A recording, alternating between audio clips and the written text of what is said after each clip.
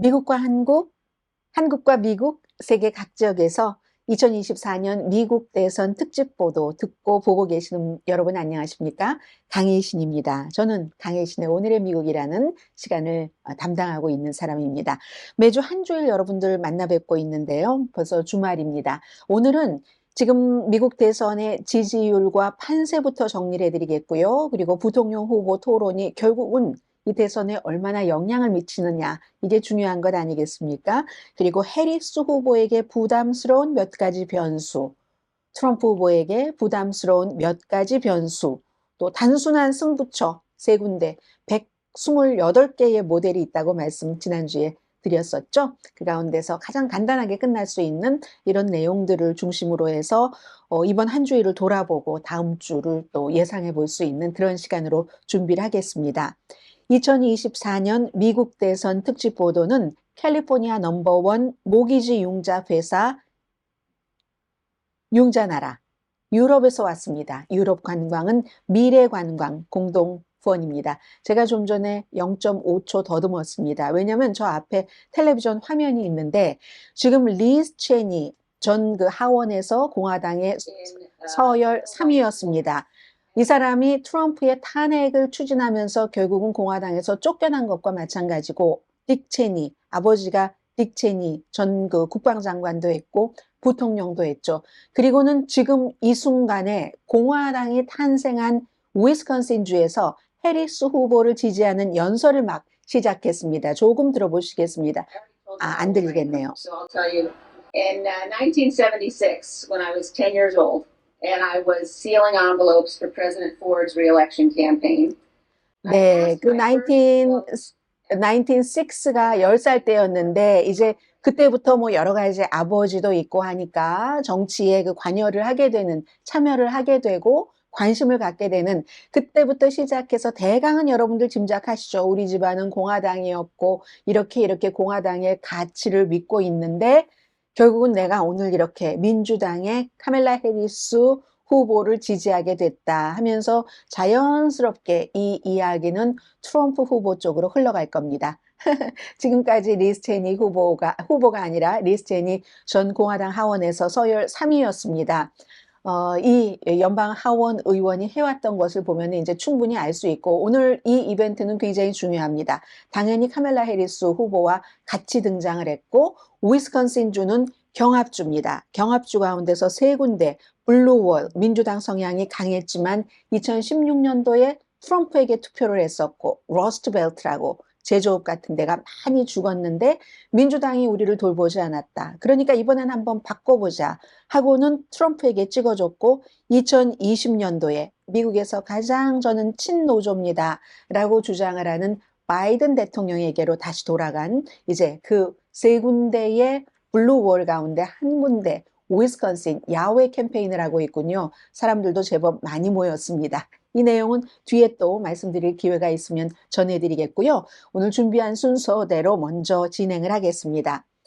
지지율과 판세, 전국적인 지지율 뭐 이런 거 다 소용없다는 것을 모두 알고 계실 테고요. 미국에서 7개, 지금 리즈 체니가 연설하고 있는 위스콘신을 포함한 7개 주 선거인단이 93표입니다.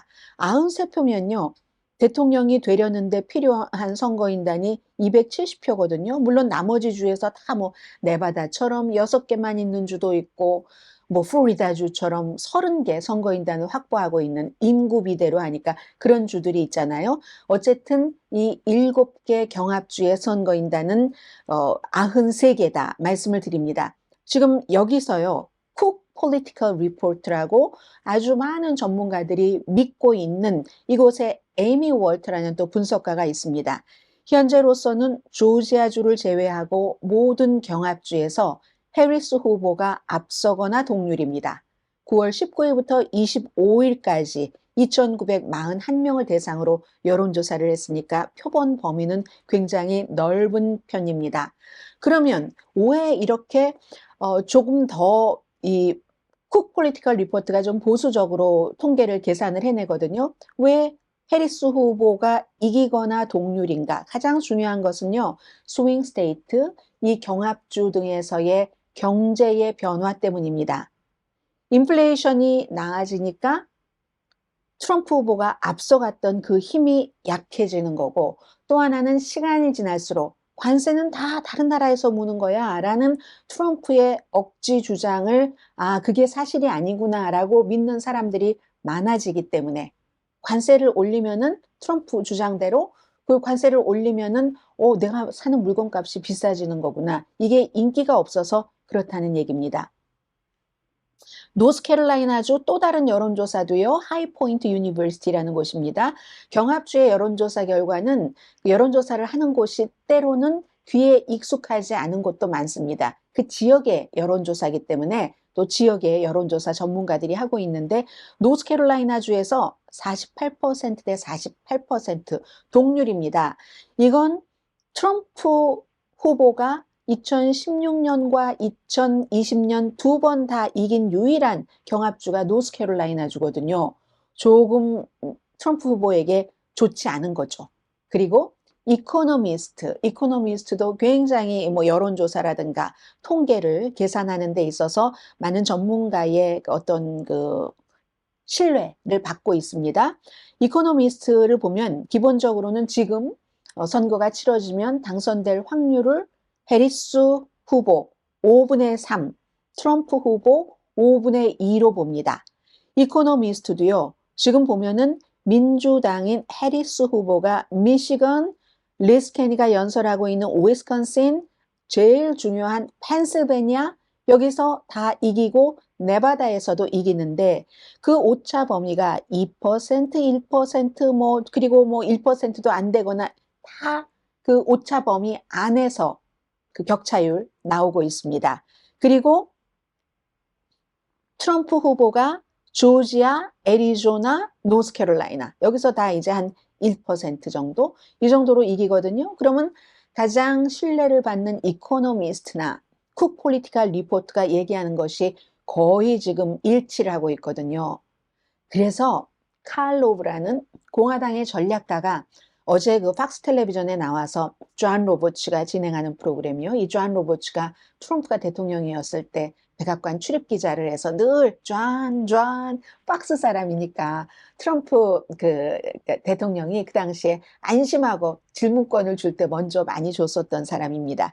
그 존 로버츠하고 얘기하는데 이렇게 비교를 해보면 지금 지지율, 판세 같은 것이 9월 1일부터 10월 1일까지 오는 동안 꽉 갇혀버렸다. 이렇게 숫자로 표현을 해줬습니다. 어제인가요? 그제 나와서. 그래서 제가 그걸 또 업데이트를 해서 봤습니다. 9월 1일과 지금 10월 3일 사이에서 전국적인 것도 그렇고요. 해리스 대 트럼프가 9월 1일에도 3.5% 차이로 해리스가 앞섰고 전국적인 지지율이요. 그리고 10월 3일도 해리스 후보가 3.4% 앞서갑니다. 경합주 7군데를 다 말씀드리면 머리 아프실 거예요. 대표적인 곳 한 군데, 그리고 추세는 비슷합니다. 펜실베니아에서 9월 1일에 해리스 후보가 1.2%포인트 차이로 앞섰습니다. 그런데 지금 한 달 며칠 지나고 보니까 1.3%포인트 차이로 앞선다. 추세도 이렇게 거의 똑같이 이어진다는 겁니다. 꽉 막혀버렸다는 겁니다.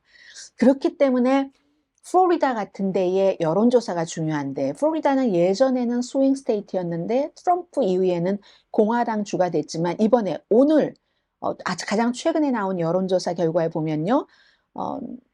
나폴리탄 뉴스 서비스 그쪽 지역의 여론조사 기관입니다. 보면은 트럼프가 해리스 후보에게 2%포인트 앞섰다. 이건요. 앞서긴 앞섰지만 트럼프 후보가 플로리다주에서 2%포인트 정도 앞서가지고는 안 되는 겁니다. 그렇기 때문에 미국의 가장 이 통계의 전문가인 네이트 실버가 해리스 후보가 안 될 것 같긴 한데 플로리다에서 이기지 못할 것 같긴 한데 보험 들어두는 식으로 한번 거기 하는 것도 좋다.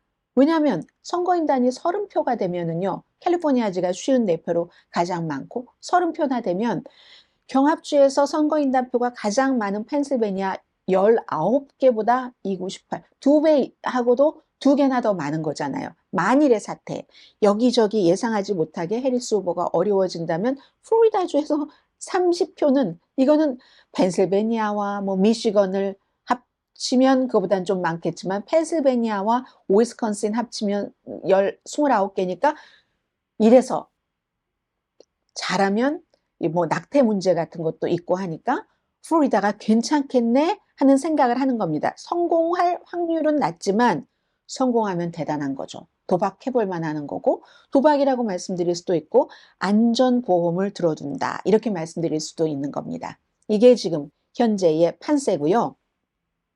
이럴 때는 칼로브 공화당의 전략가가 얘기를 하는데 아무리 텔레비전 광고를 해봐야 별로 이게 경쟁이 너무 치열하기 때문에 변화가 없는 겁니다. 꽉 갇혀버렸어요, 지금.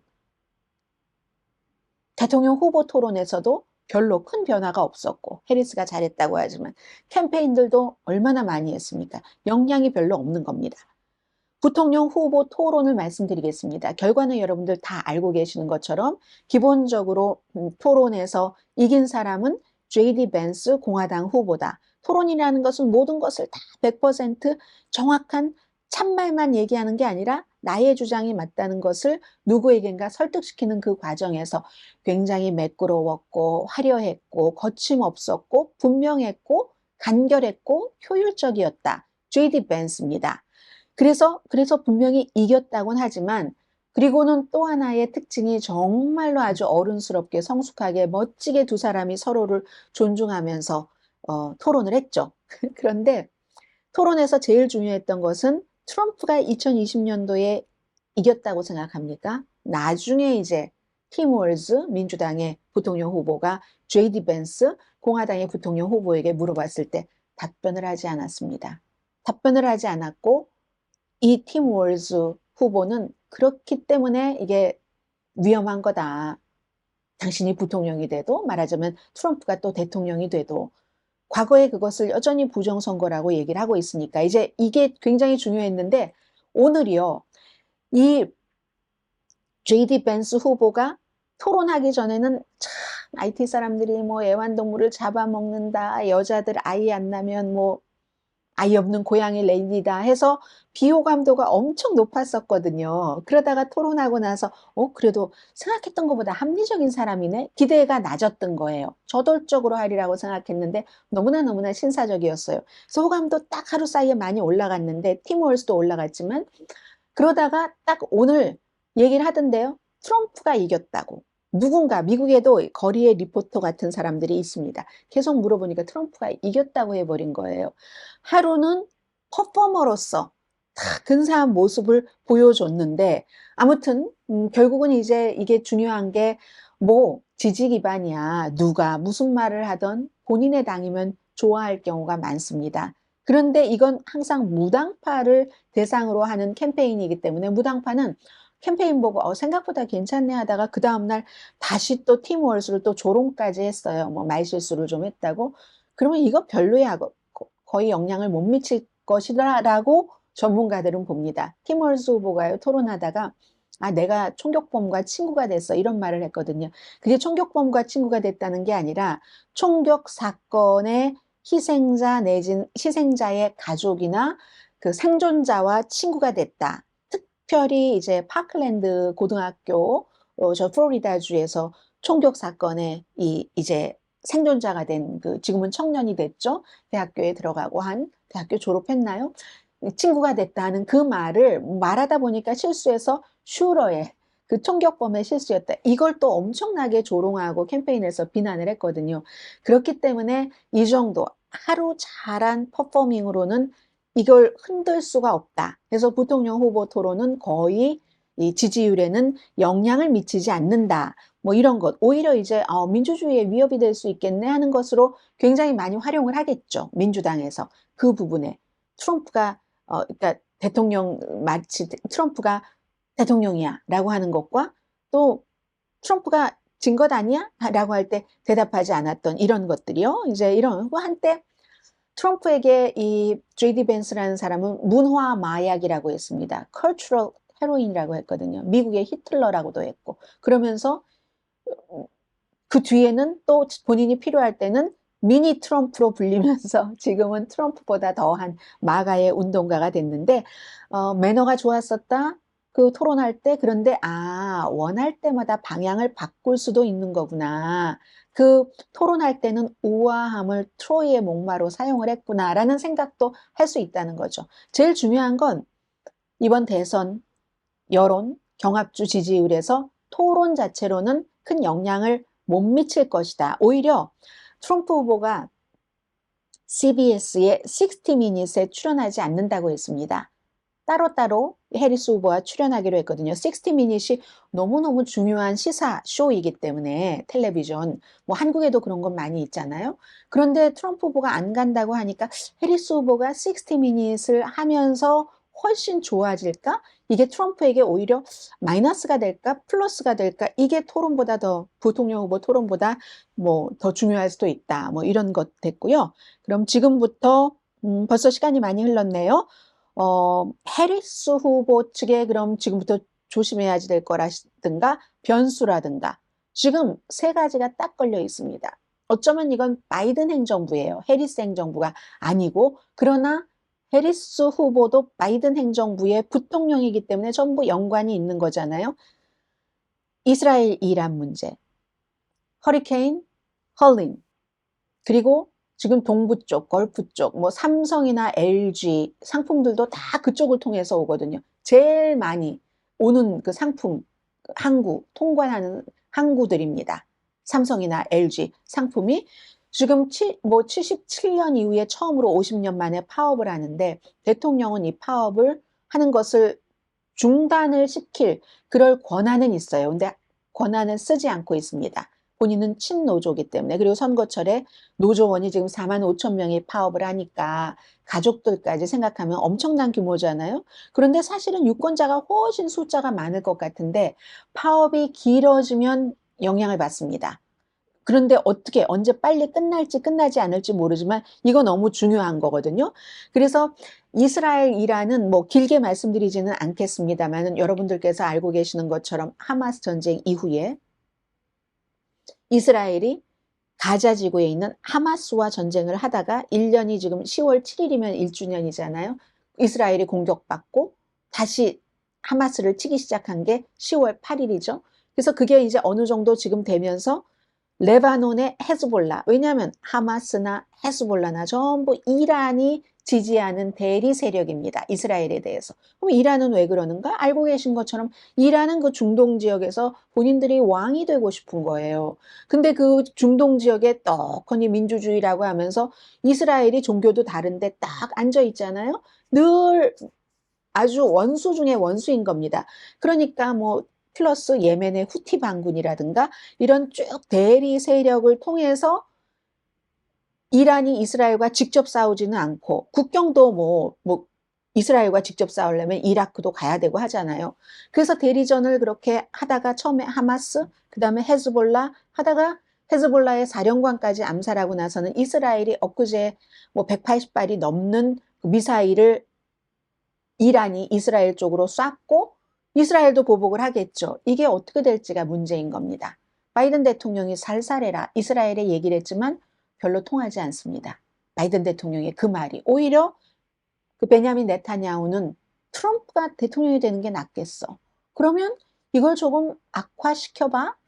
그러면 트럼프에게 얼마나 좋은 선물이 되겠어요. 내가 대통령일 때는 그런 일이 없었는데 하면서 어떻게 될지 모르는 거고 이 허리케인, 그 헐린의 여파는 이게 미국에서 2005년도에 카트리나라는 루이지아나의 허리케인 이후에 가장 크고 큰 피해가 많은 지금 200명 이상이 숨졌거든요.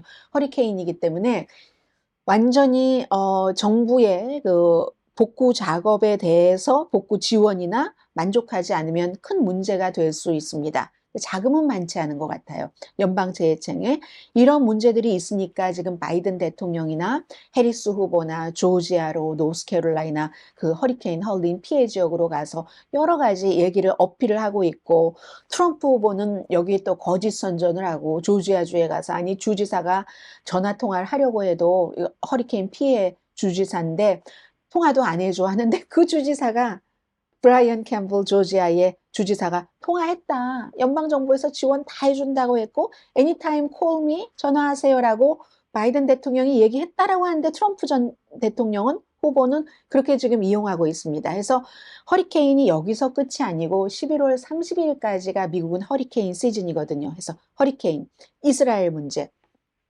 또 항구 문제가 빨리 파업이 완수가 될지 아니면 이건 이자율도 영향을 미치기 때문에 왜냐하면 인플레이션에 조금 이상이 있고 공급망에 이상이 있으면 연방준비제도가 이자율을 다음번에 내리는데 아무래도 좀 부담스러울 수밖에 없는 그런 문제가 있잖아요. 이런 것들이 굉장히 문제입니다. 그래서 오늘 그 팀 월즈 부통령 후보가 무슬림 유권자 정상회의라는 데 참여를 했어요. 밀리언 무슬림 보트 서밋이라고 부르는데 아랍계 유권자 가운데서 가장 큰 인구 비중이 레바논계입니다. 이 레바논계, 뭐 지금 미시간에서 뭐 여러 가지 우리가 경험했잖아요. 예비선거 때. 바이든 대통령이 이스라엘을 너무 싸고 돈다 하면서 민주당인데도 바이든 대통령에게 투표하지 않고 했었던 그래서 이제 달래기, 레바논 달래면서 바이든 대통령으로서는 이스라엘에 좀 살살해라 하는 그런 걸 하고 있고요. 그리고는 이제 무당파의 지원을 받기 위해서 카멜라 해리스가 지금 등장을 했네요. 이 그 리즈 체니와 함께 위스콘신에서 저렇게 선거 유세를 하는 겁니다. 카멜라 해리스가 지금 등장했으니까 잠시 Can we hear it for Liz Cheney? 리즈 체니를 위해서 박수를 지금 보내고 있죠.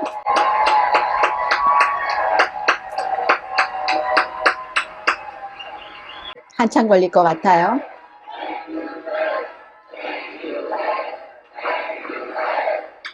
네, 미국에서 사람들이 항상 뭐 Thank you, Joe 이런 식으로 얘기하는 것처럼 Thank you, Liz, Thank you, Liz라고 하고 있습니다. Liz가 공화당으로서 아버지도 공화당의 아버지 대통령 조지 부시 H.W. 부시 대통령일 때도 아들 그 조지 부시 대통령일 때도 다 그런 중요한 역할을 했는데 민주당의 카멜라 해리스를 지지한다 해서 이런 역할을 지금 이런 노력을 하고 있는 거고요. 트럼프 쪽의 변수를 좀 보겠습니다.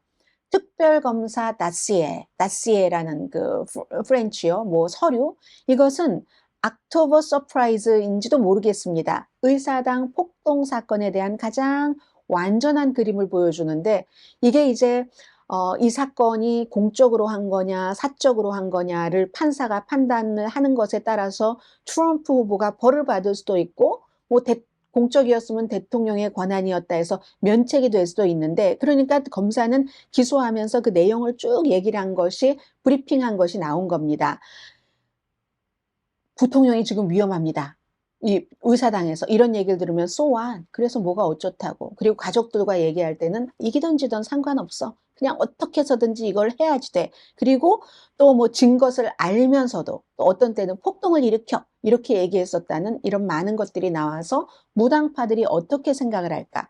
멜라니아 트럼프 여사가 화요일 한국 날짜로는 수요일이 되겠네요. 책을 회고록 같은 것을 쓰는데 거기서 아주 강하게 나는 평생을 낙태권을 지지했다. 이건 뭐 협상의 대상이 되는 게 아니야. 협상의 여지가 없다 하고 이렇게 얘기를 한 건데 이거 정말 뭐 어떻게 해석을 해야 될지 모르겠습니다. 누구는 27차원의 체스라고 얘기를 하던데 체스가 이거는 정말 2차원 보드에서 되는 건데 3D 체스만 해도 복잡한데 27 체스라고 하면은 27 차원의 체스라고 하면은 얼마나 복잡하다는 거겠어요. 남편과 완전히 결별을 했거나 아니면 남편이 이 낙태에 대해서 왔다 갔다 하잖아요. 이슈가 아주 중요하니까.